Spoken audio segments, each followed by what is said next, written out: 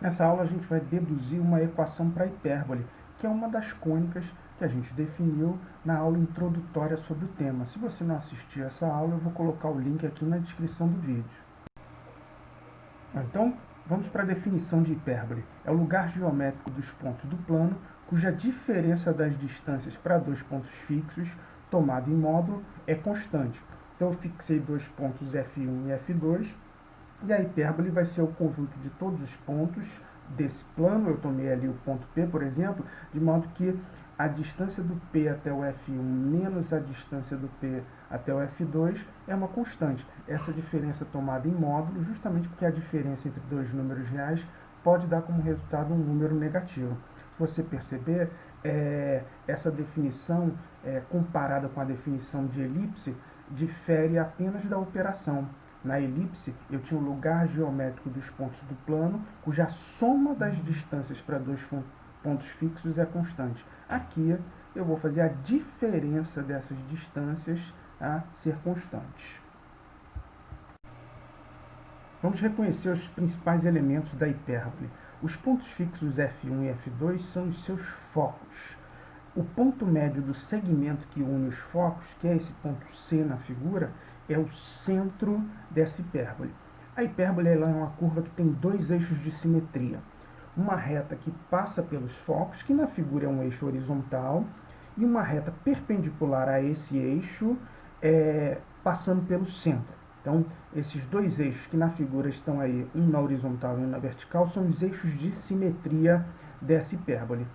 Esse eixo que passa pelos focos corta os dois ramos da hipérbole nos pontos A1 e A2. E aí o segmento que une esses dois pontos vai ser o eixo real. Tá? Se a gente diz que a distância do centro até o A1 é igual à distância do centro até o A2, que é essa medida Azinho na figura, então a medida do eixo real vai ser 2Azinho. Se a distância do centro até o F1 for igual à distância do C até o F2, que é igual ao Czinho na figura, então a distância focal, a distância entre os focos, vai ser o B minúsculo, calculado da seguinte forma. C2 deve ser igual ao A2 mais o B2.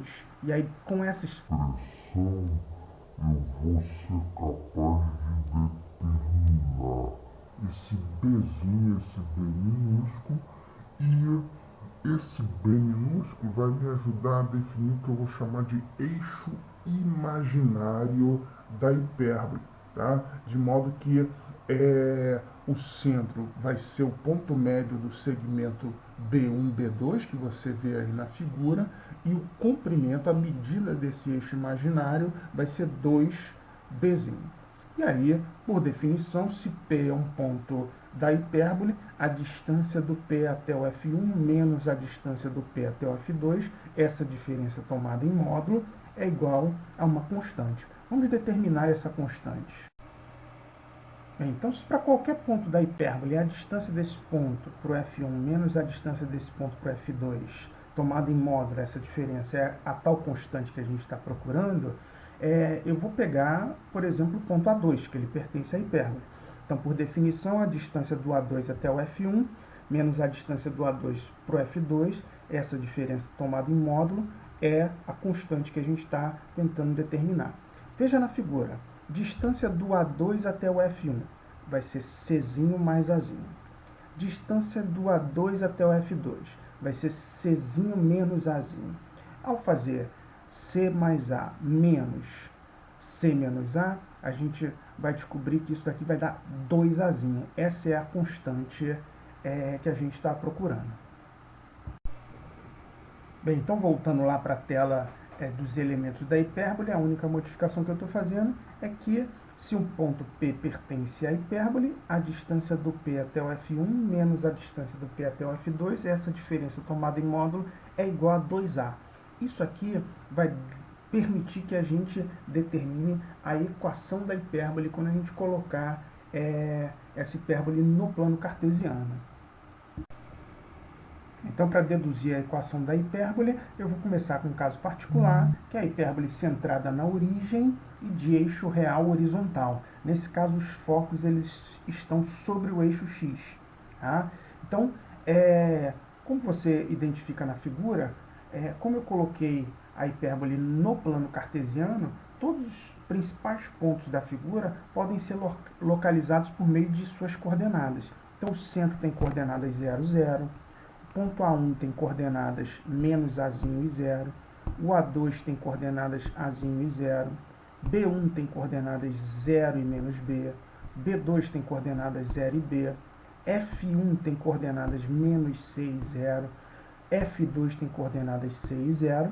E se o ponto P de coordenadas x, y é um ponto da hipérbole, vimos anteriormente que a distância do P até o F1 menos a distância do P até o F2, essa diferença tomada em módulo tem que ser igual a 2A.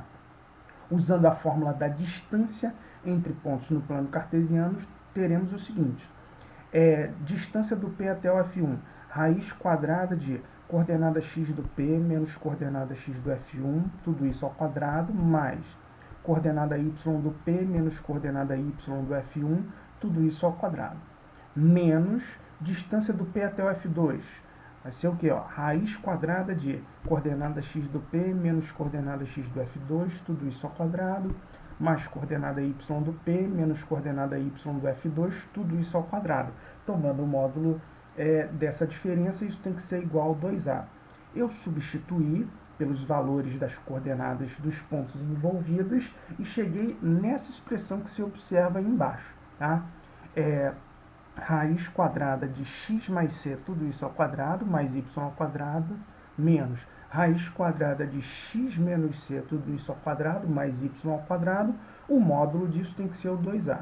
Vamos melhorar essa expressão para obter o que a gente vai chamar de equação reduzida da hipérbole. Bem, os cálculos estão indicados aí nessa tela para a gente partir da última equação da tela anterior e chegar no que a gente chama de equação reduzida da hipérbole, tá? Que é aquela que está circulada lá embaixo, ó. X ao quadrado sobre a ao quadrado menos y ao quadrado sobre b ao quadrado é igual a 1. Essa é a equação reduzida da hipérbole centrada na origem e de eixo real horizontal. A segunda situação que a gente vai estudar é a equação da hipérbole centrada na origem e eixo real vertical. Aí, nesse caso, os focos vão estar sobre o eixo y.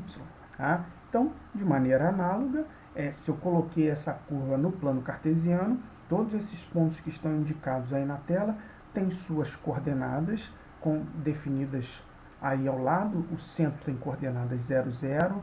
O A1 tem coordenadas 0 e menos Azinho. O A2 tem coordenadas 0 e Azinho. O B1 tem coordenadas menos Bzinho e 0. B2 tem coordenadas Bzinho e 0. F1 tem coordenadas 0 e menos Czinho.